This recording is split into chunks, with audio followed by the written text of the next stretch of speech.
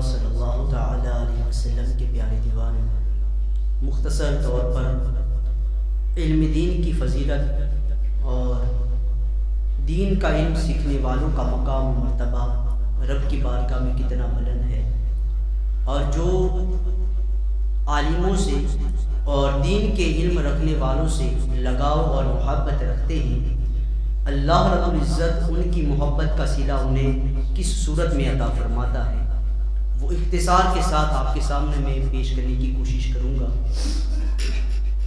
بڑی توجہ کے ساتھ آپ گفتگو کو سماعت کریں کہ دین کی باتوں کو سننا اور دین میں دلچسپی لینا اور دین کا علم سیکھنا، دین کے علم کی محفلوں میں بیٹھنا، یہ اللہ کی بارگاہ میں کتنا بڑا مقام رکھتا ہے۔ اور دین کا سارا سرمایہ اگر کہیں ہوتا ہے تو وہ مسجد ہی میں ہوتا ہے۔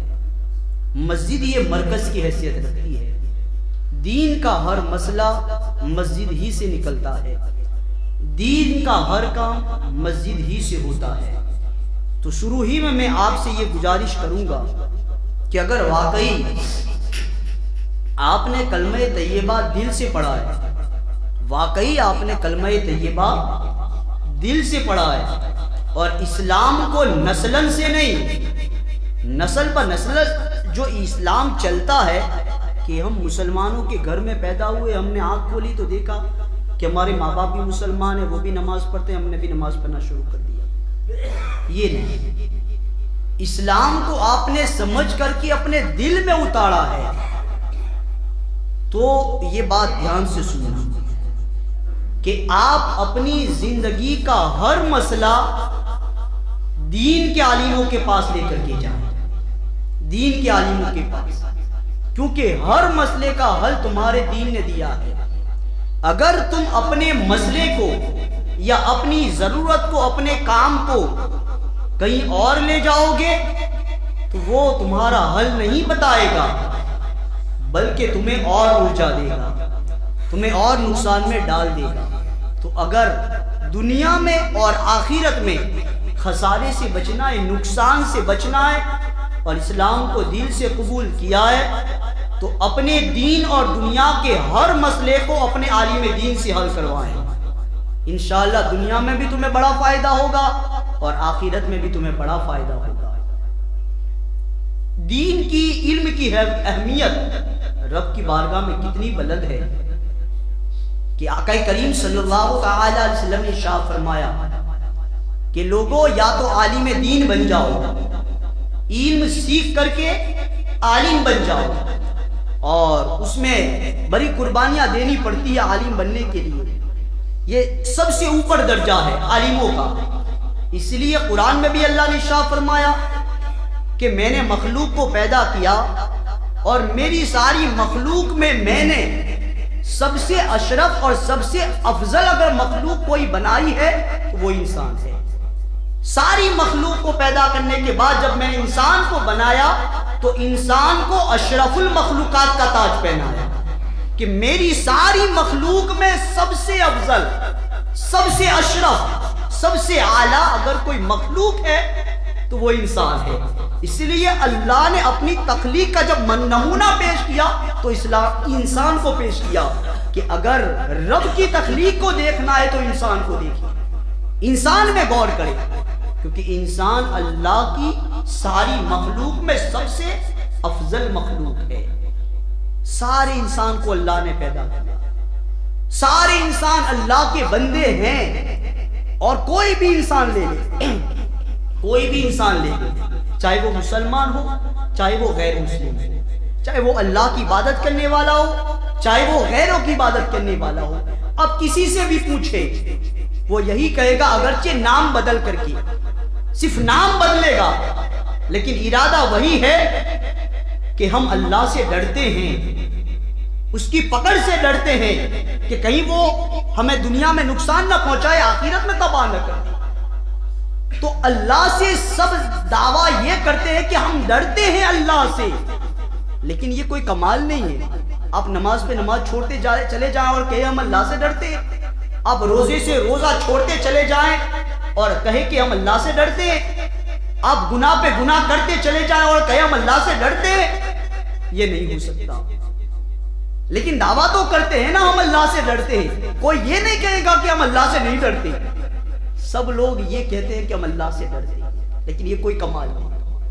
یہ تو فرمان بھی، فرما بردار بھی کہتا ہے اللہ سے ڈرتے ہیں، نافرمان بھی کہتا ہے کہ اللہ سے ڈرتے ہیں، لیکن کمال بندے کا اس وقت ہوتا ہے جب اس کا پیدا کرنے والا کہہ دے کہ یہ میرا فلاں بندہ مجھ سے ڈرتا ہے، تب کمال ہوتا ہے۔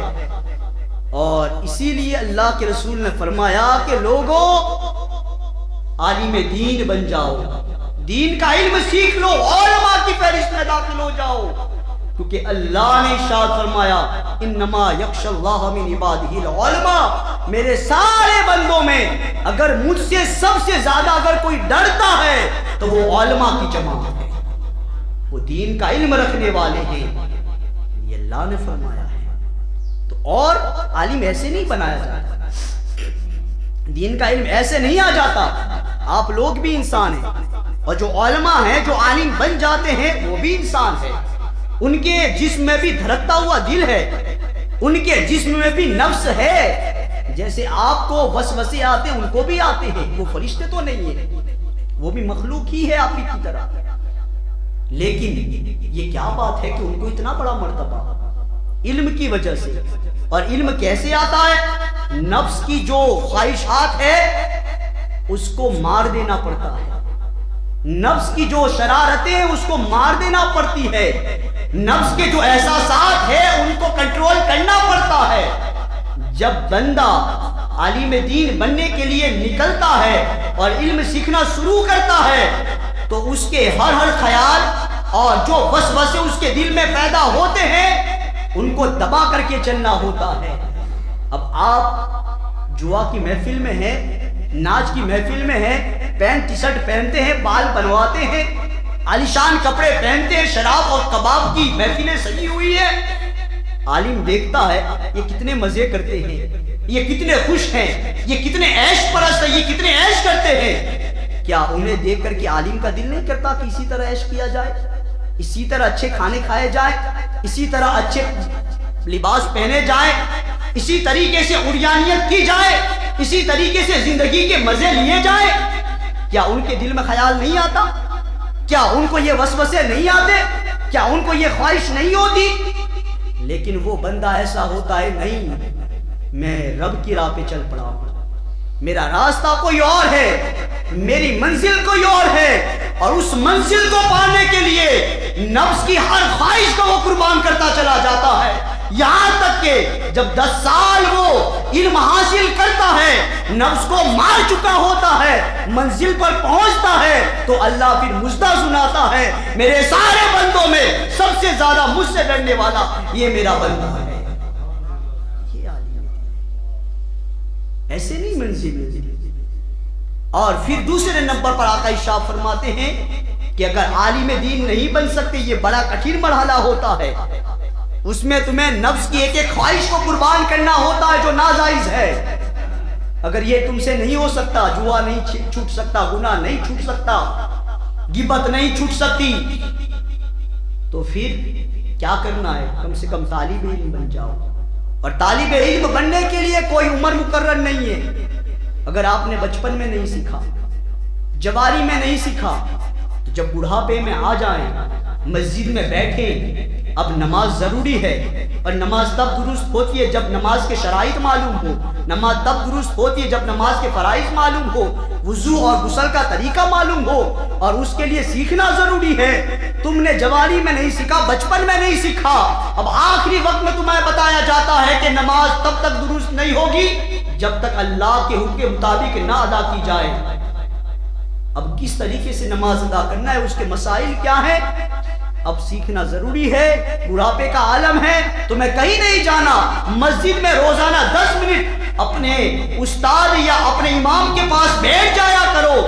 اگر 10 منٹ بیٹھو گے، کچھ مسئلہ معلوم ہوگا، اللہ تمہیں بھی طالب علم کا درجہ دے دے گا، اور یہ بھی کوئی کم مرتبہ نہیں ہے۔ آقا ارشاد فرماتے جو علم سیکھنے کے لیے گھر سے نکلتا ہے، صرف نیت کر لیتا ہے، گھر سے قدم باہر نکلتا ہے، ہر قدم پر فرشتے اس کے قدموں کے نیچے پر بچھا دیا کرتے ہیں۔ یہ طالب علم کا مرتبہ ہے۔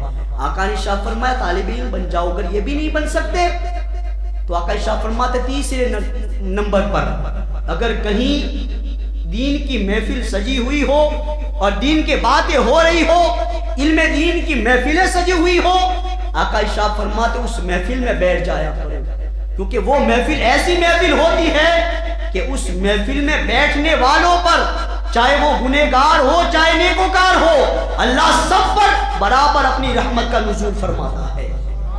اس لیے آقا نے شاہ فرمایا میرے صحابہ جب جنت کے باغوں کے قریب سے گزرو تو جنت کے باغ میں بیٹھ کر کے کچھ پھل کھا لیا کرو۔ عرض کیا حضور جنت میں ہم کیسے جا سکتے ہیں؟ آقا نے شاہ فرمایا جہاں علم دین کی محفل سجی ہوئی ہو اس محفل میں بیٹھ جاؤ، گویا کہ تم جنت میں پہنچ چکے ہو۔ یہ جنت کے باغ ہے دنیا میں لگے ہوئے، یہ علم دین کی اہمیت ہے۔ آقا نے شاہ فرمایا تیسرے نمبر پر اتنا اگر کم سے کم اتنا تو کرو کہ جہاں دین کی باتیں ہو رہی ہو، محفل دین سجی ہوئی ہو، تو ایک گھڑی ہی صحیح، ایک منٹ ہی صحیح، ایک منٹ اگر وقت ہے آپ کے پاس تو اتنے دیر بھی بیٹھ جاؤ، اللہ تم پر بھی رحمت کا نزول فرمائے گا۔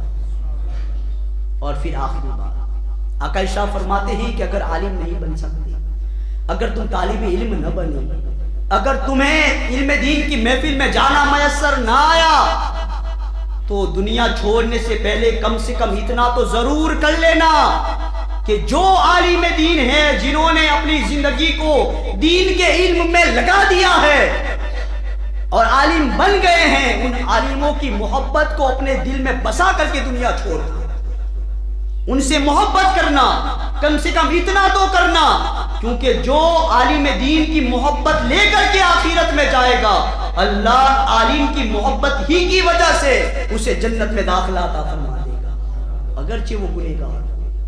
یہ بڑی، اور پھر آقا شاہ فرماتے ان چاروں باتوں کو بیان کرنے کے بعد کہ یہ چار کام کرنا، عالم بننا، طالب علم بننا اور محفل علم میں بیٹھنے والا بننا اور عالموں سے محبت کرنے والا بننا، پانچواں نہ بننا۔ اگر پانچواں بنو گے تو اللہ دنیا میں بھی تباہ کر دے گا، آخرت میں بھی برباد ہو جاؤ گے۔ اور جو علم دین، جو عالموں سے محبت کرتا، آخری بات، جو عالموں سے محبت کرتا ہے اللہ اسے کیسی صلہ عطا فرماتا ہے، کیسا بدلہ عطا فرماتا ہے۔ اور یہاں علم دین کی بات آئی تو ایک اور بات عرض کروں، اور پھر عالم دین کی اہمیت پتہ چلی کہ علم دین کا علم حاصل کرنا یہ کتنا ضروری ہے۔ آقا شاہ فرماتے ہیں کہ میدان محشر قائم ہوگا اور جب وہ فیصلے کا دن ہوگا، اللہ فیصلہ کرنے والا ہوگا، اس وقت اللہ کا عدل و انصاف عروج پہ ہوگا، اللہ فیصلہ فرمائے گا۔ جو گنہگار ہیں ایک طرف ہوں گے، نیکوکار ہیں ایک طرف ہوں گے، جہنمیوں کا جہنم کا فیصلہ ہو گیا ہوگا، جنتیوں کا جنت کا فیصلہ ہو گیا ہوگا۔ جہنمی ایک طرف کھڑے ہوں گے، چہرے اترے ہوں گے، مایوس ہوں گے، پریشانی کے عالم میں ہوں گے، اب کرے تو کرے کیا، رب کی بارگاہ میں گر گرائیں گے، مولا واپس بھیج دے تاکہ ہم ایک لمحہ بھی اب تیری نافرمانی نہ کریں گے جا کر کے، لیکن وقت ختم ہو گیا ہے۔ تو پھر اللہ ارشاد فرمائے گا، آقا کریم صلی اللہ علیہ وسلم ارشاد فرماتے ہیں کہ اللہ عالموں کی جماعت کو بلائے گا، علماء کی جماعت آئیں گی اور اللہ ارشاد فرمائے گا اے علماء کی جماعت ان کے قریب سے گزرو۔ کن کے قریب سے؟ جو جہنمی ہیں، جن کا فیصلہ جہنم کا ہو گیا ہے، ان کے قریب سے گزرو۔ اور جب وہ گزریں گے تو اللہ ارشاد فرمائے گا ان لوگوں سے جو جن کا فیصلہ جہنم کا ہوا ہے، ان لوگوں سے اللہ ارشاد فرمائے گا کہ ان کو پہچانو، ان کے چہروں کو دیکھو۔ اور اس روایت میں ہے کہ ان علماء کی جماعت کے چہرے چاند سے زیادہ روشن ہوں گے۔ ان سے کہا جائے گا ان کو دیکھو، پہچانو۔ دنیا میں جو جو احسانات ان کے ساتھ کیا ہے، جو حسن سلوک کیا ہے، وہ سب یاد کرو۔ آج جس کو احسان یاد آئے گا اور مجھے نہیں، ان کو یاد دلاؤ۔ اور یہاں یہ بھی بات دیکھیں، یہ رب کائنات ہے، خالق کائنات ہے، وہ علیم و خبیر ہے، وہ جانتا ہے کس نے علماء کے ساتھ کیا اس نے سلوک کیا، کیا بدتمیزی کی۔ اور کیا احسانات کیا اللہ خوب جانتا ہے۔ تو اللہ یہ کیوں ارشاد فرماتا ہے کہ ان کو یاد دلاؤ؟ کیونکہ وہاں آدم علیہ السلام سے لے کر کے قیامت تک کی مخلوق موجود ہے، اور ساری مخلوق کو پتہ چل جائے کہ جو دین کا علم سیکھتا تھا دنیا میں لوگ اس کو اہمیت نہیں دیتے تھے، لیکن آج اللہ رب العزت یہ فارمولیٹی کرنے کے بعد ساری دنیا کو، ساری مخلوق کو بتا رہا ہے، دیکھو میرے دین کا علم جو سیکھتا ہے میں اسے اتنا بڑا مرتبہ عطا فرماتا ہوں، اس کو تو جنت دیتا ہوں ہی دیتا ہوں، جو ان کی محبت دل میں بسا کر کے آتا ہے اس کو بھی گناہ معاف کر کے جنت میں داخل کر دیتا ہوں۔ ہاں ان کو یاد دلاؤ۔ آقا ارشاد فرماتے ہیں کہ جیسے یہ حکم ہوگا نا تو نجات کی ایک کرن پھوٹ جائے گی، ان کے چہرے کھل اٹھیں گے اور لوگ ان کی چہرے کو دیکھیں گے۔ آقا ارشاد فرماتے ہیں جیسے ہی کسی کو کوئی عالم دین کا چہرہ پہچان میں آ جائے گا اور پہچان لے گا تو وہ قدموں سے لپٹ جائے گا اور اپنے احسانات یاد دلائے گا۔ حضور یاد کریں، ایک مرتبہ آپ میرے پاس آئے تھے، ہمارے پاس آئے تھے، ہم نے ایسا حسن سلوک کیا تھا۔ آقا کریم صلی اللہ علیہ وسلم ارشاد فرماتے ہیں کہ یہاں تک کہ اگر کسی نے پانی کا ایک گھونٹ بھی دیا ہوگا میدان محشر میں وہ بھی اس عالم کو یاد دلائے گا، حضور میں نے پانی پلایا تھا۔ اور جب وہ احسان یاد دلائے گا اور اس عالم کو یاد آئے گا تو رب کی بارگاہ میں وہ عالم عرض کرے گا مولا اس آدمی نے میرے ساتھ ایسا حسن سلوک کیا تھا، دنیا میں یہ احسان کیا تھا۔ اللہ ارشاد فرمائے گا تو بھی جنت میں چلا جا اور ان لوگوں کو بھی اپنے ساتھ جنت میں لے جا۔ اب محبت کا پتہ چلا، جو عالموں کی محبت دل میں بسا کر کے دنیا سے جاتے ہیں آخرت میں اللہ انہیں ایسا فائدہ عطا فرماتا ہے۔ اسی لیے ہمارے نبی نے ارشاد فرمایا کہ اگر 3 نہیں بن سکتے تو کم سے کم چوتھے بن کر کے جانا، کہ عالموں کی محبت اپنے دل میں لے کر کے جاؤ گے تب بھی اللہ تمہیں نجات کا پروانہ عطا فرمائے گا۔ اور آخری بات اسی پہ بات ختم کرتا ہوں کہ علم کی اہمیت کتنی ہے۔ حضرت جریج رضی اللہ تعالیٰ عنہ یہ بڑے بزرگ گزرے ہیں، بڑے عابد و زاہد گزرے ہیں، اللہ کے بڑے ولی گزرے ہیں، اور اولیاء کی اعلیٰ فہرست میں ان کا مقام اور مرتبہ ہے۔ یہ جب ان کے شروعات کے دن تھے، حضرت علامہ عینی علیہ الرحمٰن نے اس واقعہ کو نقل کیا ہے بخاری شریف کی شرح میں، اور پھر اس کے بعد ایک جملہ انہوں نے ارشاد فرمایا۔ حقیقت میں وہ جملہ مجھے آپ کو کہنا ہے اور اس جملے کی وجہ سے میں واقعہ آپ کے سامنے بیان کرتا ہوں تاکہ وہ جملہ آپ کو پتہ چلے اس کی اہمیت کتنی ہے۔ حضرت جریج رضی اللہ تعالیٰ یہ اللہ کے ولی تھے اور نماز ادا کر رہے تھے۔ جیسے ہی وہ نماز شروع کرتے ہیں، قول باندھتے ہیں اور نماز پڑھنا شروع کرتے ہیں، ان کی ماں آواز دیتی ہے۔ نماز میں ماں کی آواز سن رہے ہیں لیکن نماز نہیں توڑی۔ نماز انہوں نے مکمل کی، نماز ختم کرنے کے بعد دوڑتے ہوئے وہ اپنی ماں کے پاس پہنچتے ہیں اور ماں سے عرض کرتے ہیں ماں کیا بات ہے، تو مجھے آواز دے رہی تھی لیکن میں نماز میں تھا، اب نماز کیسے توڑتا؟ میں نے جیسے ہی نماز ختم کی دعا کرنے کے لیے نہیں رہا، میں فوراً آپ کی بارگاہ میں حاضر ہوا، حضور اب آپ حکم کریں۔ ماں کیا کام تھا؟ اب ماں کہتی ہے بیٹا جس وقت ضرورت تھی تو تب تو نہ آیا، اب ضرورت ختم ہو گئی ہے اب آیا ہے۔ اور پھر یہ بددعا کرتی ہے کہ جس وقت تو میری ضرورت تھی تو نے میری ضرورت پوری نہ کی، یاد رکھنا جب تک تو کسی بدکار عورت کا منہ نہیں دیکھ لیتا تب تک میرا رب تجھے موت نہ دے۔ کتنا بڑا جملہ ہے، جب تک تو کسی بدکار عورت کا منہ نہیں دیکھ لیتا اللہ تجھے موت نہ دے۔ مسلمانوں ذرا سوچو، یہ اللہ والے ہیں اور ولیوں کے اعلیٰ مقام پر فائز ہیں، ان کی جب آپ تاریخ پڑھیں گے تو جن کے دین بھی روزوں سے گزرتے تھے، جن کی راتیں نمازوں میں گزرا کرتی تھی، یہ اتنے بڑے ولی حضرت جریج رضی اللہ تعالیٰ عنہ، لیکن صرف ایک غلطی ہوئی اور وہ بھول ہوئی اور وہ نماز میں تھے اس لیے اپنی ماں کے پاس نہ گئے جب آواز دی۔ ہم کیا کرتے ہیں، ہم جوان ہوتے ہیں تو پھر بھول جاتے ہیں کہ ماں باپ کون ہیں، ہم ذرہ ذرہ بات پر لمحہ لمحہ ہم اپنے والدین کو یہ احساس دلاتے ہیں کہ اب ہمارے ہاتھوں میں طاقت آ گئی ہے، ہم جوان ہو گئے ہیں، اور انہیں احساس دلاتے ہیں کہ اب ہاتھ یہ اٹھ بھی سکتا ہے۔ مسلمانوں اپنے ماں باپ کی نافرمانی سے بچو. ماں باپ کی نافرمانی زندگی بھر کی نیکیوں کو برباد کر دیتی ہے. اسی لیے قرآن میں اللہ نے جہاں جہاں اپنی عبادت کا ذکر کیا ہے اس کے فوراً بعد اللہ نے ماں باپ کی خدمت کرنے کا حکم عطا فرمایا ہے. ماں باپ اگر برے ہو جائیں، اگر وہ ظلم بھی کرے، ناحق تمہیں ستائیں، تب بھی تمہارا یہ اخلاق ہے، تمہیں یہ حکم ہے رب کا کہ اس کے جواب میں تمہیں اف بھی نہیں کہنا ہے. ان کی ہر زیادتی کو برداشت کرنا ہے، ان کے ہر ظلم کو برداشت کرنا ہے. تمہیں سامنے سے پلٹوار ظلم کے اعتبار سے جواب نہیں دینا ہے. اگر ماں باپ ظلم بھی کرے تو بھی یہ حکم ہے. تو آج ماں باپ نے تم کو کوئی ظلم نہیں کیا، ماں باپ تمہارے لیے عیش و آرام کا ذریعہ بنے، اور جب ان کے لیے وہ تم سہارا بننے کے لائق بنے، جب انہیں تمہاری ضرورت تھی، اس وقت تم انہیں ایسے احساسات دلاتے ہو. قسم خدا کی اس سے بچے ورنہ اعمال برباد ہو جاتے ہیں. یہ ماں کی دعا نکلی کہ جب تک تمہیں بدکار عورت کا منہ نہ دیکھ لے تب تک تجھے موت نہ آئے. اللہ اکبر. وقت گزرتا گیا، وقت گزرتا گیا، یہاں تک ایک وقت ایسا آیا کہ حضرت جریج رضی اللہ تعالیٰ کے چرچے دور دور تک ہونے لگے. ملک میں ہی نہیں بلکہ ملک سے باہر دور دور تک ان کی شہرت ہوئی. جب ان کی شہرت آسمان چھونے لگی تو پھر دعا ماں کی آتی ہے.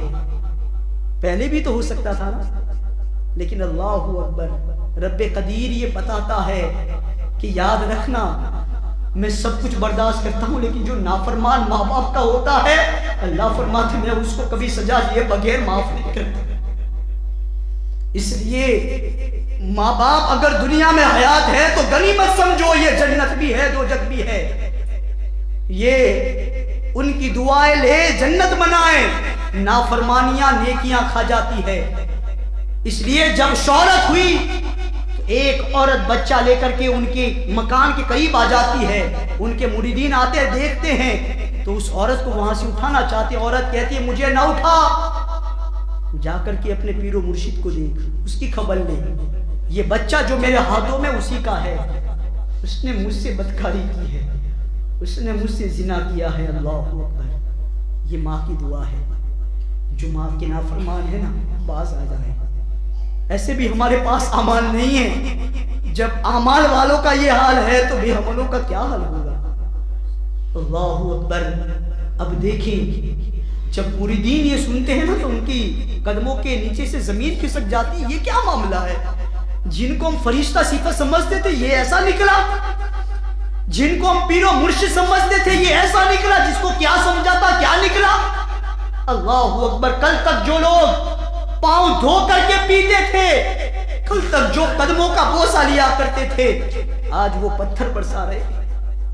یہ تو پتھر کے قابل ہے، یہ تو مرشد بنانے کے لائق کیا، یہ تو دوست بنانے کے بھی لائق نہیں ہے.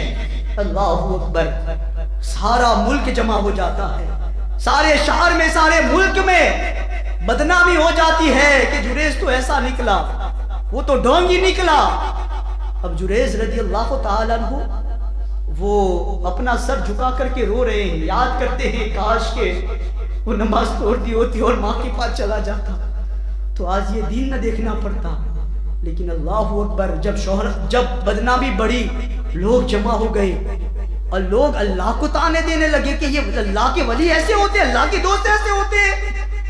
تو اب وہ جلال میں آتے ہیں اور اپنی جگہ سے کھڑے ہوتے ہیں، بچے کے پاس آتے اور بچے سے کہتے بیٹا تو بتا تیرا باپ کون ہے، تیری ماں جھوٹی ہے لیکن تو بتا. کیونکہ وہ 2-4 دن کا بچہ تھا. لیکن جیسے ہی حضرت جریج نے کہا کہ تو بتا تیرا باپ کون ہے تو وہ 2 بول پڑتا ہے. اللہ ماں کی دعا قبول بھی کرتا ہے اور ولیوں کی شان بھی باقی رکھتا ہے. جو اللہ کا ولی ہوتا ہے نا اللہ اس کو تنہا رہنے نہیں دیتا، اللہ ضرور اس کی مدد کرتا ہے. جیسے ہی بچے سے کہا تو بچہ بول پڑا کہ میرا باپ تو فلاں چرواہا ہے، میری ماں جھوٹی ہے. اللہ اکبر. لیکن یہ واقعہ بیان کرنے کے بعد حضرت علامہ عینی علیہ رحمانی نے ارشاد فرمایا یہ جملہ جو میں آپ کو سنانا چاہتا ہوں. علم کے لحاظ سے کہ دین کا علم تمہاری کیسی رہنمائی کرتا ہے. جو دین کی باتیں سنتا ہے, جو علماء سے لگاؤ رکھتا ہے, اللہ اس کو کیسے بچاتا ہے. اللہ اس کو تباہ ہونے نہیں دیتا, برباد ہونے نہیں دیتا, اللہ ذلیل و رسوا اس کو ہونے نہیں دیتا. علامہ عینی رحمہ شاہ فرمایا لو کان جریز الفقیل عجب فی الصلاۃ. اگر اس وقت, جس وقت حضرت جریز کو ان کی ماں نے آواز دی تھی, اگر اس وقت جریز عالم دین ہوتے, دین کا علم رکھنے والے ہوتے, تو نماز پوری ہونے کا انتظار نہ کرتے, نماز چھوڑ دیتے اور اپنی ماں کے پاس پہنچ جاتی. نماز ہی میں اپنی ماں کا جواب دیتے تھے. کیوں؟ اس لیے کہ علماء ہی جان سکتے ہیں دین کے مسائل کیا ہیں. کہ اللہ کے رسول کا ارشاد ہے, آقا ارشاد فرماتے ہیں کہ اگر میری ماں حیات ہوتی اور میں فجر کی نماز پڑھ رہا ہوتا اور فجر کی فرض نماز پڑھ رہا ہوتا, ایک رکعت پڑھ چکا ہوتا, ایک رکعت باقی ہوتی, میری ماں مجھے آواز دیتی, میں محمد رسول اللہ نماز چھوڑ کر کے اپنی ماں کے پاس چلا جاتا, نماز ترک کر کے اپنی ماں کے پاس جاتا. تو یہ بات ہے علم دین کی. جو علماء ہیں, جو علم دین سیکھتے ہیں, اللہ نے انہیں اتنا بڑا مرتبہ عطا فرمایا ہے. اس لیے آپ علم دین کے قریب آئیں, دین کے قریب ہو جائیں. اگر واقعی تم نے اب اسلام قبول کر ہی لیا ہے, ایمان لائے ہو, تو کلمے کو اپنے دل میں اتاریں. جب تک کلمہ دل میں نہیں اترے گا, اسلام تمہیں کوئی فائدہ نہ پہنچائے گا. یاد رکھنا, وہی ایمان دنیا میں تمہیں بچائے گا اور آخرت میں بچائے گا جو ایمان تمہارے دل میں اترا ہوا ہے. اور جس کے دل میں ایمان اترتا ہے, پھر اپنے جو بھی کام ہوتے ہیں وہ دوسروں کے پاس نہیں لے کر کے جاتا, وہ دین کے پاس لے کر کے آتا ہے. اس لیے آج کا یہ پیغام ہے, اپنے دنیا کے ہو چاہے دین کے ہو, کوئی بھی مسئلہ ہو, آپ عالم دین کے پاس آئے, اپنے امام کے پاس آئے یا قاضی کے پاس آئے اور ان کے پاس حل کروائیں. آپ کا دنیا کا بہت سارا نقصان بچ جائے گا اور آخرت کے خساروں سے بھی آپ محفوظ رہیں گے. اللہ رب العزت ہم سب کو ان ساری باتوں پر عمل کرنے کی توفیق عطا فرمائے. وما علینا الا البلاغ. پیارے دوستو, میری آواز کسی تک پہنچے یا نہ پہنچے, کسی کے دل پر اثر کرے یا نہ کرے, میں کوشش کر کے اپنے حصے کا فرض ادا کرتا رہوں گا. اگر آپ کو بھی میری کوشش اچھی لگے تو اس پیغام کو اپنے دیگر دوستوں تک فیس بک اور واٹس ایپ کے ذریعے ضرور پہنچائیے گا. نیوز چینل پر نئے آنے والے دوستوں سے گزارش ہے کہ اگر انہوں نے ابھی تک ہمارے چینل کو سبسکرائب نہیں کیا تو اسے سبسکرائب کرتے ہوئے ساتھ موجود گھنٹی کے بٹن کو بھی دبا دیں تاکہ ہر نئی آنے والی ویڈیو کی نوٹیفیکیشن باقاعدگی کے ساتھ آپ تک پہنچ